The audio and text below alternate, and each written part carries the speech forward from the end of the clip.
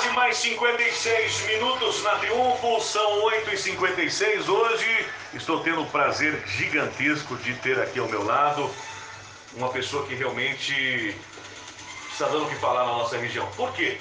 Porque traz uma novidade para você, amigo ouvinte, para você, amigo que acompanha através do nosso Facebook. Tá parecendo Balança Santa Bárbara, né? Balança Santa Bárbara, balança tudo aqui. Mas esse moço é de uma capacidade gigantesca e traz pra gente uma grande novidade, um projeto que é sensacional, não só para nossa cidade, não só para Barão de Cocais, não só para Catas Altas, não só para São Gonçalo, não só para Itabira, mas para toda a nossa região. Traz essa novidade que está dando o que falar, o jornal que vai realmente trazer informação, a revista que vai trazer informação, que vai trazer realmente tudo o que acontece na nossa região. Quero apresentar para você esse grande amigo que veio hoje bater um papo e contar sobre esse projeto da nossa região, que é o nosso amigo Rafael Gomes. Bom dia, Rafael. Bom dia a todos, tudo bom? Prazer imenso receber aqui. Projeto importante, todo mundo que te conhece sabe da sua capacidade. Moço jovem, que conhece bastante do assunto, principalmente debate, que eu acho que isso que é importante, a juventude tem que começar a debater mais, porque o povo às vezes fica acomodado de braço cruzado em casa, esperando que pessoas governem, que pessoas façam o que querem do jeito que querem, que a gente às vezes perde os nossos direitos porque a gente não fala o que a gente pensa, não expressa as nossas opiniões. Eu acho que esse projeto vai ajudar bastante, não só as pessoas que ficam de braços cruzados, mas também dá oportunidade para que outras pessoas possam expressar as suas opiniões. Primeiro eu gostaria que você se apresentasse para os ouvintes e para os amigos do Facebook. Quem é o Rafael Gomes? Tá joia, obrigado. Bom, primeiramente eu queria dar um bom dia a todos, é um prazer aqui estar na Rádio Triunfo pela primeira vez. Bom, eu me chamo Rafael, oficialmente na certidão tá Rafael Gomes, mas o pessoal lá em Barão de Cocais me conhece pelo meu apelido, né, o Tiba, né, esse é o meu apelido e se eu for falar de mim em Barão de Cocais, talvez a gente fale Rafael Gomes e ninguém me conheça, mas é mais ou menos o apelido. Pois bem, eu sou natural de Barão de Cocais, cresci por lá também, sou formado em História e também sou mestre em História Cultural pela Universidade Federal de São João del Rei. Tem 2 anos aproximadamente que eu voltei para minha cidade, Barão de Cocais, e, bom, a gente sempre sentiu essa necessidade de alguma forma, devolver para a sociedade o investimento público que foi feito na nossa formação, né?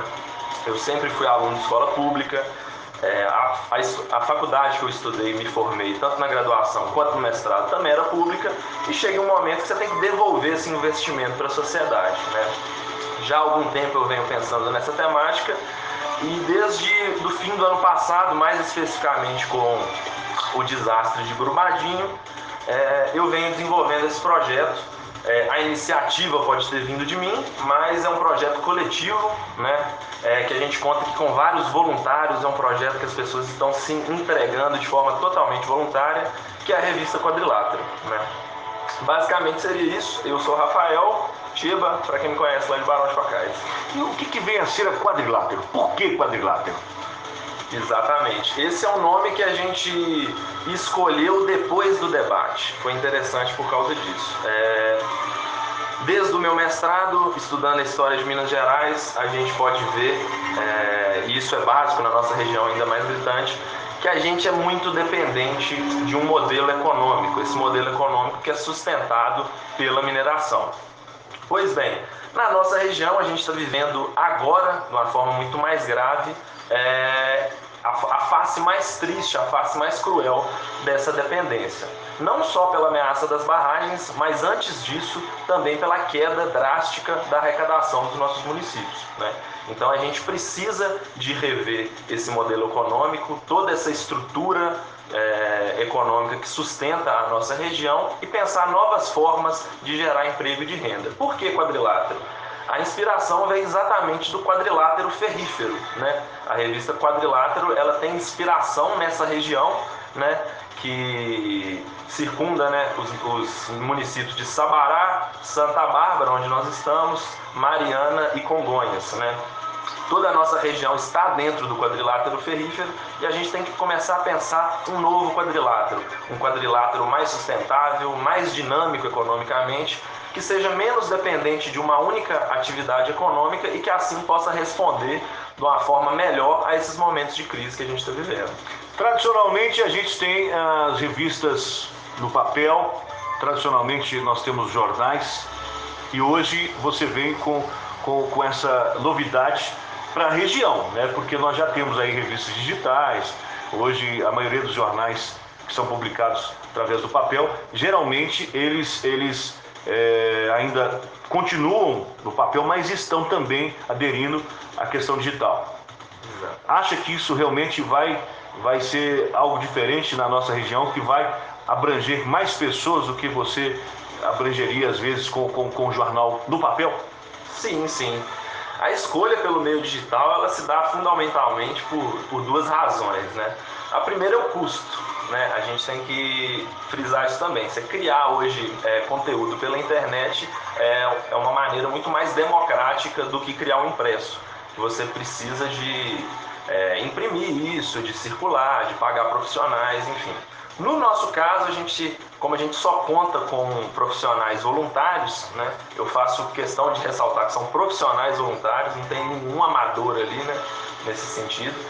Pelo fato de a gente contar com esses profissionais voluntários, a gente optou por esse modelo. Não só pelo custo, mas também, principalmente, pela questão ecológica. Nós estamos falando de novas formas de diversificar a nossa economia, utilizando novas formas e de maneira sustentável. Então acredito que a gente tem que também dar esse exemplo, né? Fazer as coisas de forma sustentável, economizando inclusive papel. Pode parecer simples, bobo, mas eu acho que é dessas pequenas ações que as grandes mudanças resultam.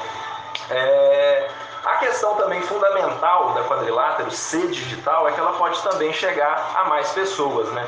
A internet hoje ela é um fenômeno que inclusive surpreendeu vários dos analistas, vários dos especialistas do caso, né? Todo mundo achava que a internet ela democratizaria os meios de comunicação e que ela levaria mais informação a toda a população. A galera fazia uma analogia como foi a invenção da prensa do Gutenberg lá na Alemanha no século XIV, naquele contexto do Renascimento italiano, da formação de uma cultura letrada. Mas acontece que a nossa internet hoje, ela dá muita informação e pouco conhecimento. O que é isso? Circula muita informação, a gente não sabe o que é verdadeiro, o que é falso, o que é embasado, o que é opinião, e a Quadrilátero vem tentar cumprir esse papel. Num meio onde hoje circula tanta informação, às vezes muita opinião, às vezes muito achismo, né? A gente quer oferecer uma narrativa para a nossa região, um diagnóstico para a nossa região e um prognóstico baseado em evidências, baseado em conhecimento científico, para tentar de alguma forma amadurecer a nossa opinião pública. Assim. Eu gostaria de fazer uma pergunta aqui, que é uma pergunta indiscreta, é uma pergunta que não se faz, mas eu sei que não se faz, mas para que a gente possa chegar a uma outra pergunta, ela se faz necessária. Quantos anos você tem, Rafael? Tenho 27 anos, esse ano de 2019 eu completo 28, mas estamos aí. Estou falando isso porque é o seguinte, nós estamos hoje vivendo um momento complicado na nossa região. Um momento dificílimo. Isso a gente já sabia que ia acontecer. Eu sabia que ia romper barragem? Não. Todo mundo sabe que um dia nós não teremos mais o que nos sustenta, que é a mineração. E pessoas como o Rafael, com 27 anos, estou falando porque eu tenho 15 anos em Santa Bárbara. 16 anos em Santa Bárbara. Então isso eu já ouvia quando cheguei, há 16 anos atrás. Ou seja, você tinha 11 anos de idade. Quando criança você já ouvia isso também, ou não? Com certeza. Veio de quando essa ideia? Poxa, eu tenho que fazer alguma coisa pelo meu lugar. Você que esteve em outras cidades, tem formação para estar em outras cidades, e ganhando muito bem, por sinal, porque a sua formação é uma formação excelente, inclusive é uma pessoa que tem uma capacidade gigantesca, mas está ainda em Barão de Cocais, acreditando que a cidade, acreditando que a região pode realmente alavancar outras oportunidades. Bom, esse tema específico eu venho matutando, refletindo sobre ele já há algum tempo. No meu mestrado, eu não vou entrar aqui em detalhes, mas eu estudei o Iluminismo, século XVIII, e alguns dos pensadores daquele período. Era fundamental a discussão para aquelas pessoas de planejar o futuro. Até então a história, a gente falava que até então o lema da vida daquelas pessoas é a história como mestra da vida, né? Ou seja, as pessoas simplesmente repetiam no presente o que elas aprenderam no passado. Naquele momento, por causa de algumas transformações sociais, Revolução Francesa, Revolução Industrial, as pessoas começaram a pensar mais no futuro, né? Aí um debate fundamental naquela época era a previdência. Apesar desse termo estar familiarizado atualmente, né, não é dessa previdência, da reforma da previdência que eu estou falando. Previdência aqui, para o nosso debate, é entendida como a forma que o ser humano pensa o presente planejando o seu futuro, né? Isso era muito marcante. Inclusive, alguns dos viajantes que passaram aqui pelo Brasil no início do século XIX, né? Um deles eu estudei, um francês que passou aqui por Catas Altas, Santa Bárbara e Barão de Cocais, ele era chamado Auguste Saint-Hilaire. Eles já falavam disso, como que a dependência da mineração era nociva para Minas Gerais. Um dado aqui, só por curiosidade, é que isso não é novidade, né? A gente vive isso há praticamente 200, 300 anos. Para o nosso amigo ouvinte ter ideia, em 1760, no boom do ouro, Ouro Preto tinha em torno de 33 mil habitantes.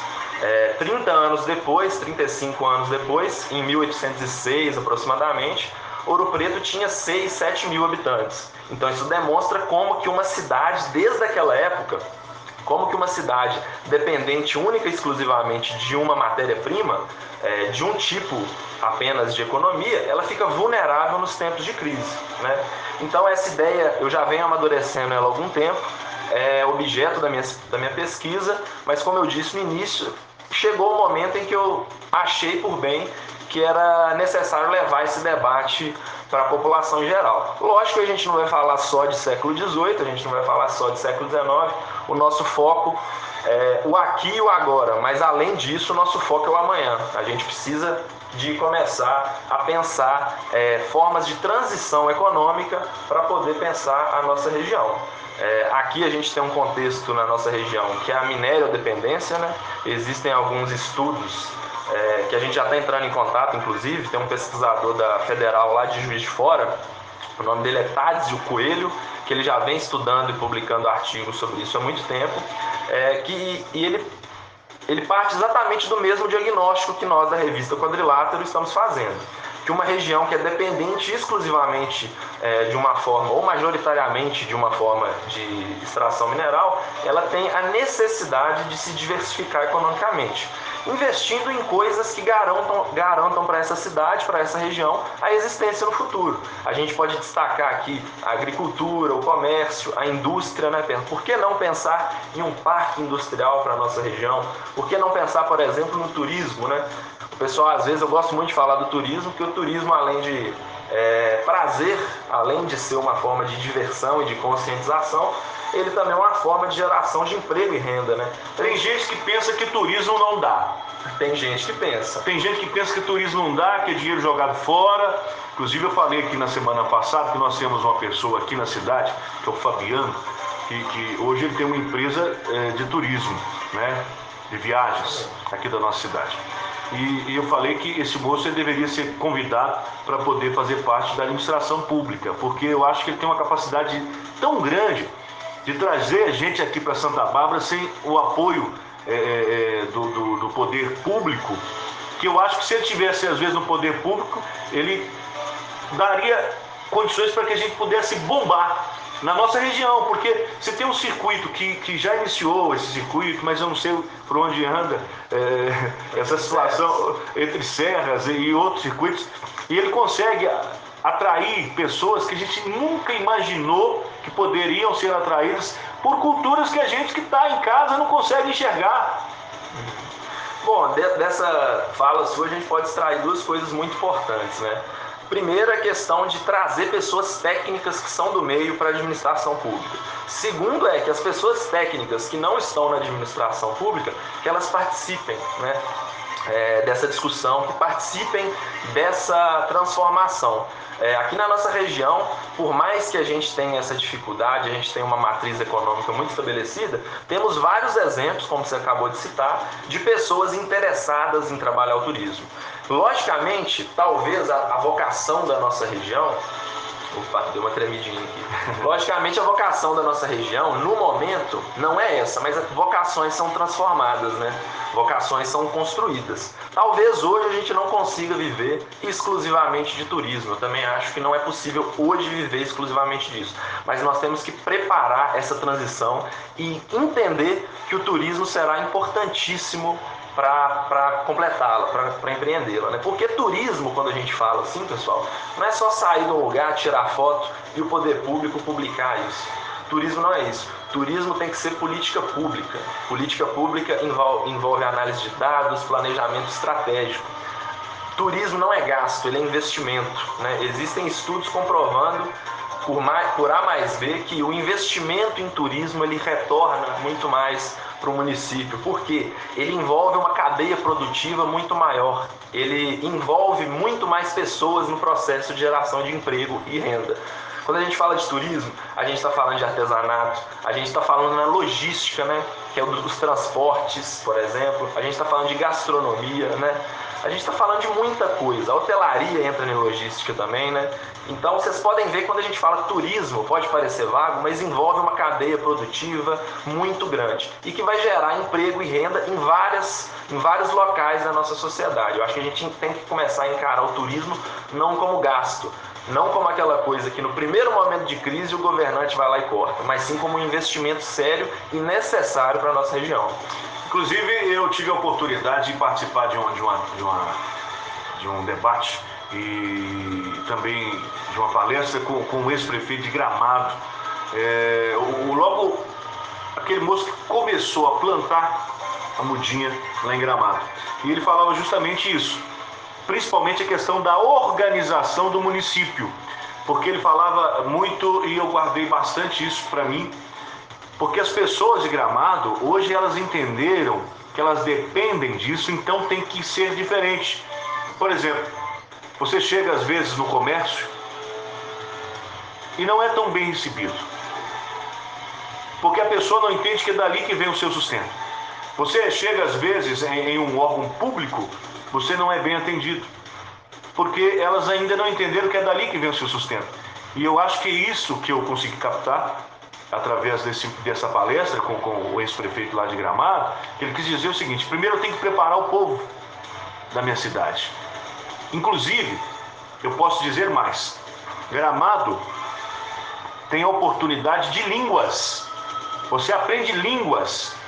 A faxineira vai aprender línguas com benefício dado pelo poder público, para quando ela for atender na hotelaria, por exemplo, que ela estiver atendendo um cliente, né, um hóspede, para ela poder conversar com a pessoa que vem de outro país.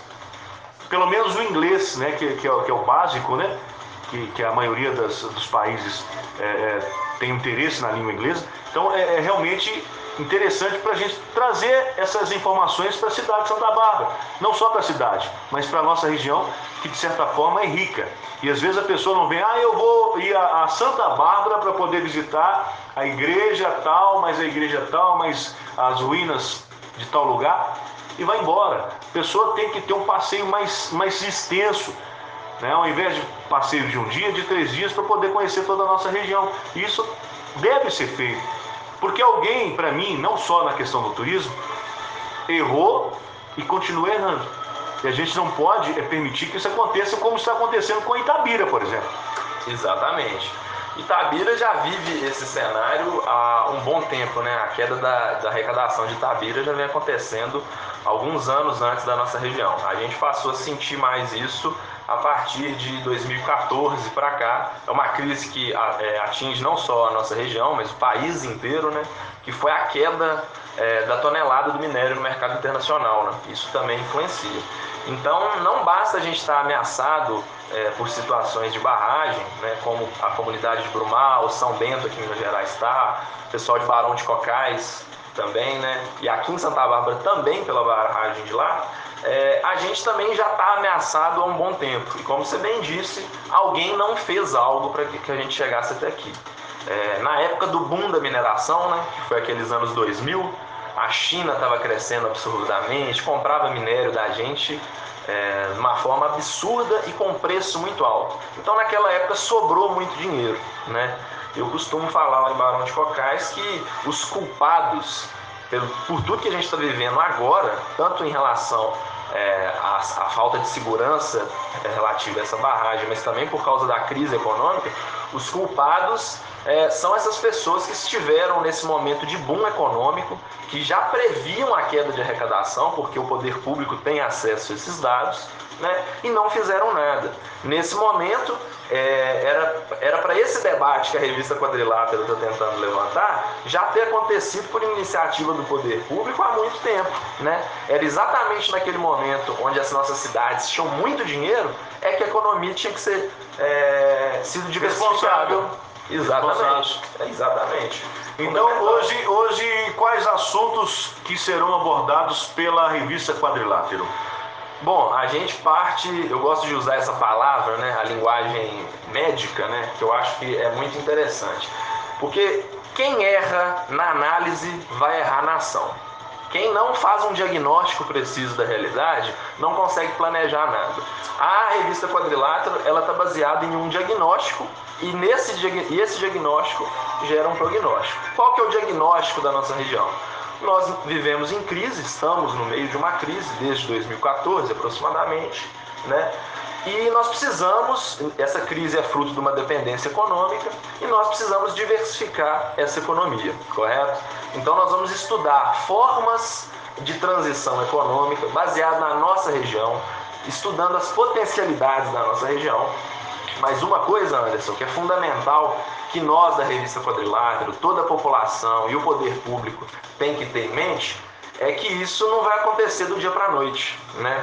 Isso tem que ser feito com base em estudos, com base em dados, e é uma coisa muito séria para a gente começar a discutir. Até por isso, a gente vai tratar de questões como meio ambiente, a gente vai tratar de questões como economia, turismo, enfim. Os temas vão ser muito variados, mas debatidos fundamentalmente por profissionais, por pessoas de formação, que conhecem da área que elas estão opinando. Depois, se tiver oportunidade, que eu vou apresentar os nossos colunistas, né? A gente nas redes sociais já está fazendo uma divulgação dos nossos colunistas. Para quem quiser conhecer, tá lá no Twitter, no Facebook, no Instagram, Revista Quadrilátero, é só procurar. Vocês vão conhecer os nossos colunistas, mas aqui eu já vou adiantar todos, né? Em primeira mão, tem gente que não sai na internet, mas vai sair aqui no Anderson Pena. Tá certo. Inclusive, antes de falar sobre os colunistas, eu achei muito interessante, porque inclusive seria uma pergunta, porque hoje o nosso jornalismo em si, ele de certa forma, ele denuncia, né? Faz a denúncia, mas ele não dá solução. E no caso do Quadrilátero é bem diferente, né? Exato.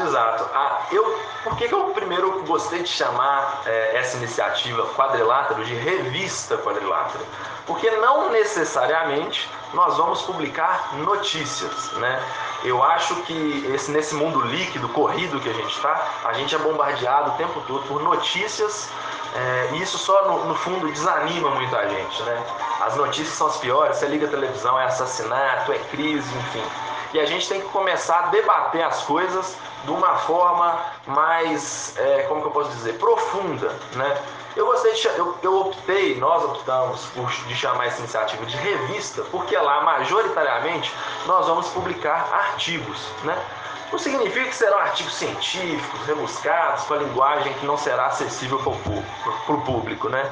Nossa iniciativa é exatamente o contrário disso. É tentar atingir essas pessoas com uma linguagem simples e bem clara. Mas nós não nos colocamos numa posição de jornal que nós não vamos publicar exatamente notícias. Vai ter espaço para elas também. Uma das coisas que a gente sentiu a necessidade foi de abrir esse espaço para as notícias, principalmente por tudo que vem acontecendo em Barão de Cocais e toda a nossa região, mas Barão de Cocais é o epicentro de toda essa tragédia, né? A gente vai ter espaço para as notícias também. Fundamentalmente, a gente vai trazer artigos, né, para tentar aprofundar isso de alguma forma. Como você bem disse na sua pergunta, por que optar por esse modelo? Por que tentar, de alguma forma, orientar a população para algumas soluções? Bom, primeiro que na nossa região ainda existe esse debate. Não existe pessoas por parte da imprensa ou do poder público com a iniciativa de levantar esse debate. Então a gente viu a necessidade. É uma lacuna, existia um vácuo aí para a gente entrar e a gente ocupou esse espaço. Então a nossa proposta é de certa forma, como você deu um belo exemplo de Gramado, né, é de influenciar a população para ela também perceber que ela também é participante de todo esse processo, né? E eu acho que a gente só gera isso com conhecimento, apontando direções e dando exemplos, né? Não dá só para ficar noticiando que algumas cidades, Barão de Chocais, Santa Bárbara, Catas Altas, elas deixaram de fazer isso e aquilo. A gente também tem que apontar as direções e tentar delimitar algum norte para a nossa região. A gente está enfrentando aí uma situação bem complicada, né? Exato. E eu queria saber quais são os colunistas, cada um com um objetivo diferente, como é que funcionou isso aí? Exatamente. Bom, uma matéria diferente, cada um com uma matéria diferente? A gente tentou escolher uma equipe diversa, né? Tanto em relação às cidades, nós temos hoje colunistas em todas as cidades aqui da nossa micro-região da Serra do Caraça, né? Mas também por segmentos. Nós temos o que a gente está sentindo a necessidade agora é de colocar uma mulherada maior nessa equipe aqui, porque tá feio. O trem tá feio e eu acho que é por uma questão de representatividade. Você também precisa de um olhar mais feminino para essas causas, né? Mas bom, eu vou apresentar alguns colunistas aqui. A gente dividiu essa equipe em colunistas fixos e colunistas esporádicos, né? Os colunistas fixos são aqueles membros da Quadrilátero que falam em nome da Quadrilátero e que vão publicar todo mês um texto. Os colunistas esporádicos são colaboradores de outras regiões que também têm interesse nessa temática e vão poder colaborar com a gente, né? Vai ser mensal? A revista, na verdade, ela vai sair toda semana com 2 a 3 posts no site, né? A gente tem um site, vamos publicar os artigos corridamente, né? No fim do mês a gente reúne tudo num documento e publica uma edição. Aí vai ter edição de abril, vai ter edição de junho, julho e assim por diante. Mas os artigos que vão ser reunidos nessa edição vão ser publicados toda semana. Toda semana, segunda e quinta-feira, a gente vai ter um artigo, né, para o público também não ficar com muita saudade da gente. A gente vai estar bem presente nas redes sociais. Bom, para começar, lá em Barão de Cocais, a gente tem a colaboração do Marcelo Souza, que é um amigo meu de infância. Inclusive, a revista ela reflete um pouquinho os meus círculos sociais. E eu estou tentando quebrar isso, né, chamar mais gente de fora também. E de início a gente está conseguindo. Tem o Marcelo Souza, ele é lá de Barão de Cocais também, formado em Biologia pela Universidade lá em Diamantina, Federal dos Vales do Jequitinhonha e Mucuri, e ele está cursando mestrado em Engenharia Ambiental lá na PUC Minas, em Belo Horizonte hoje. Cria daqui da nossa região também. Existe também o Vinícius Faria Ramos, ele é engenheiro químico, com mestrado em engenharia química também pela UFMG, e hoje ele está na UFOP fazendo seu doutorado também na área de engenharia ambiental. Então, em Barão de Cocais, a gente tem esses dois. Eu também, que sou historiador, vou ser, e redator da revista, vou ser também um dos colunistas. E também temos o Emerson, lá em Barão de Cocais ele é conhecido por Memé. A gente não vai ter só os artigos científicos, essa coisa mais dos dados e do trato com a matéria. O Memé, ele é artista, ele é pintor, artista plástico da nossa região aqui, e ele também vai ser ilustrador, chargista e fotógrafo da nossa revista, né? Então a gente tem uma equipe bem estruturada. Em Santa Bárbara aqui, a gente tem o prazer de contar com o Kelinho, né? Kelinho é advogado. Cheguei aqui, pertinho aqui, ó. O Kelinho está aqui com a gente, né? Tá sempre aqui também, já passando as informações, tirando a dúvida aí da turma. Exatamente. Kelinho é uma pessoa que tem conhecimento de gestão pública, é advogado, sabe desse debate, sabe da importância desse debate, está com a gente também. Tem a Sara Xavier, né, que que é médica veterinária e cafeicultora, né? A pessoa que sabe o valor daquele debate que a gente estava tendo, né? Da previdência, né? Ela sabe que a agricultura, o que você planta hoje, você colhe amanhã. Então é uma forma previdente, uma forma planejada de você fazer economia, né? A Sara, ela já tem uma militância, ela já tem uma ação de longa data também nessa questão da mineração, né? E vai estar com a gente também. Por fim, aqui de Santa Bárbara, a gente tem o Douglas, que é lá de Brumal. O Douglas, ele é formado em Biologia, tem mestrado em Biologia pela Federal de Viçosa e é guia ali também no Santuário do Caraça, né? É um cara que tem profundo conhecimento da nossa região, da nossa biodiversidade e vai poder ajudar muito a gente também. Lá em Catas Altas também a gente tem a colaboração de 2 amigos que já estão nessa luta há muito tempo, né? Um é o Diego Lafa e o outro é o Guilherme Henrique, né? Os dois são estudantes de Direito lá no FUNSES, em Itabira também, né? Além de viver essa situação toda em Itabira, também já viveram isso lá em Catas Altas. Inclusive os dois, né?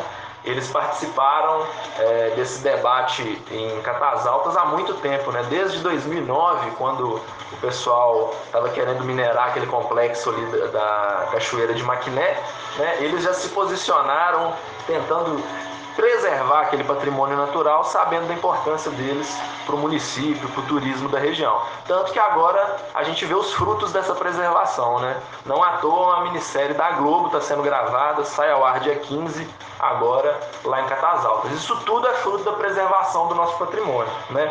O Diego e o Guilherme, lá de Catas Altas, eles também são fundadores de um movimento conhecido como a Voz Catasaltense, que já está levantando esse debate lá em Catas Altas e que a gente está incorporando esses membros de lá, né? Porque vocês devem ter percebido aqui na nossa lista de colaboradores fixos, né? Que todos eles são da nossa região. Eu acho que isso é fundamental, né? Ao invés de ficar valorizando gente de fora, gente que não conhece a nossa região, a gente tentou dar espaço para pessoas que vivem a nossa realidade, né? Mas que tem essa competência técnica de analisar ela, né? Bom, eu falei que os colunistas fixos, né? Existe também a redação da nossa revista, né?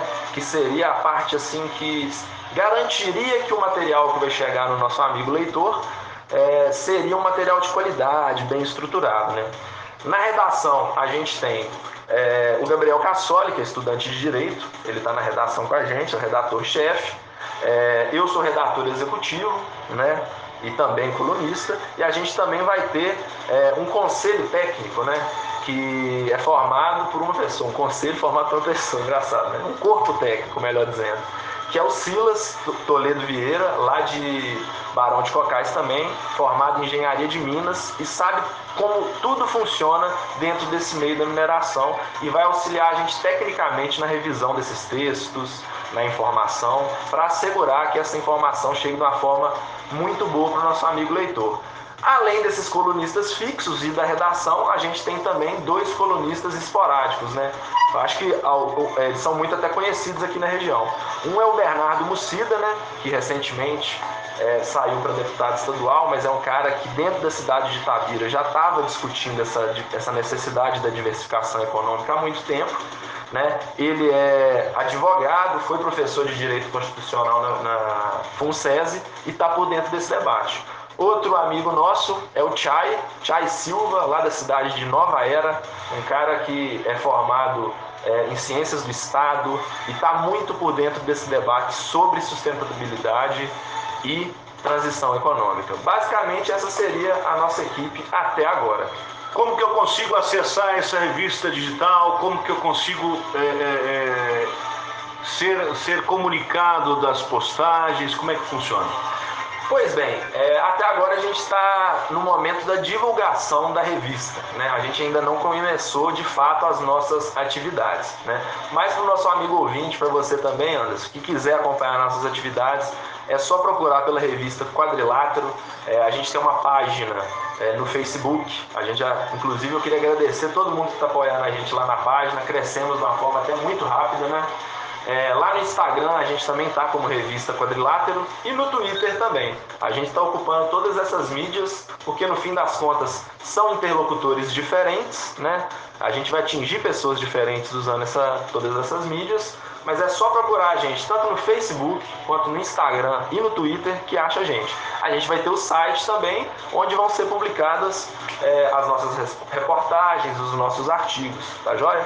Uma coisa, Anderson, que eu queria também ressaltar aqui, é que a gente vai contar com uma colaboração muito especial na revista Quadrilátero. A gente não sabe ainda por quanto tempo, mas vamos ter esse pessoal ajudando a gente. Em virtude de tudo que está acontecendo em Barão de Cocais, principalmente com essa ameaça da barragem se romper, né? Muita gente está sendo afetada, né? E essas pessoas são afetadas não apenas de forma econômica, não apenas de forma material, mas também de forma psicológica. E vários direitos dessas pessoas, nesse processo, vão sendo violados sem que elas tenham muita voz, né?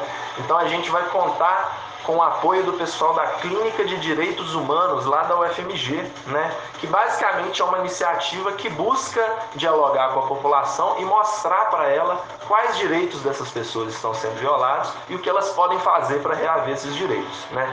Nesse processo, nos últimos anos, a gente costumou a falar de direitos humanos como se fosse uma entidade, uma personalidade, né?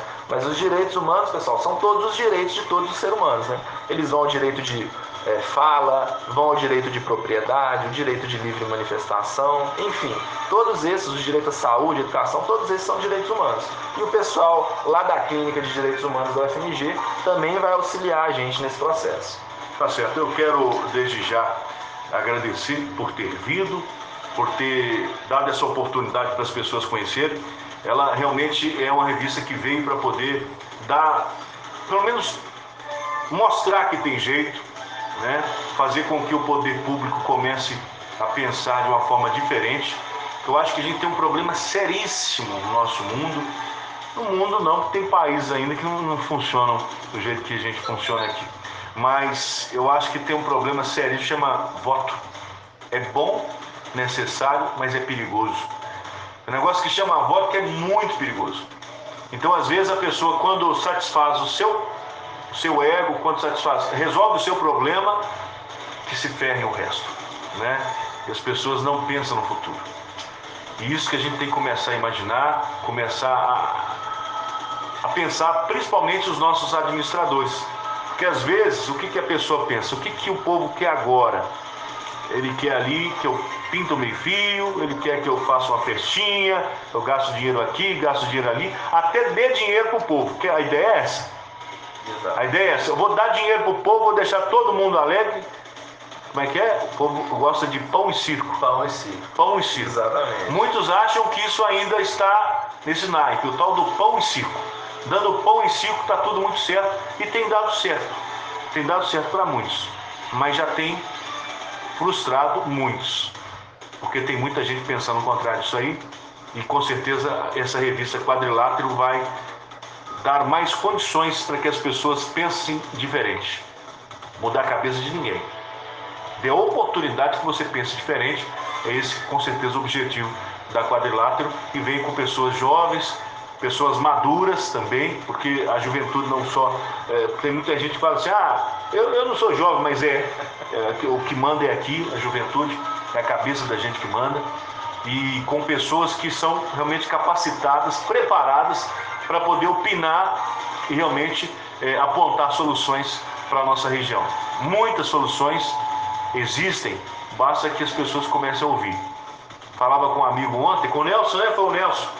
Ele falava aqui e eu guardei que muitas pessoas hoje estão buscando, principalmente os políticos aí, os pré-candidatos, né? Inclusive dia 10 agora tem uma palestra em Barão de Cocais e quem puder comparecer, compareça porque vai ser legal.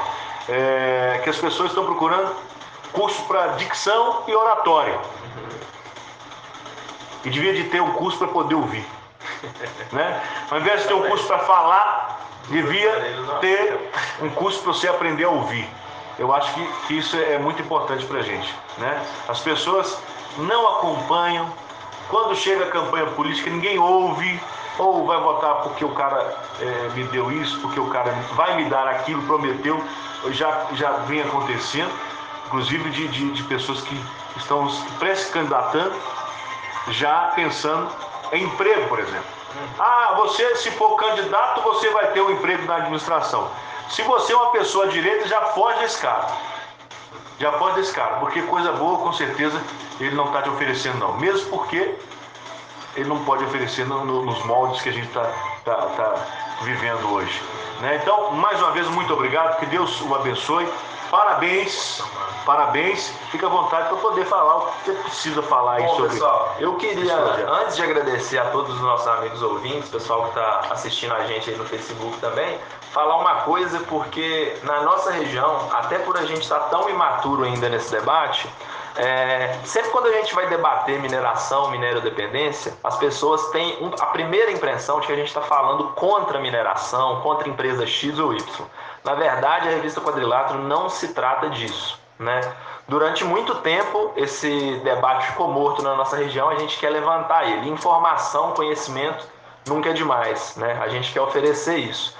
A gente só quer, por parte das mineradoras, a gente não quer perseguir ninguém, a gente não vai fazer isso. A gente quer que elas entendam apenas que elas não são nossas inimigas, e elas podem, inclusive, ser as nossas parceiras, né?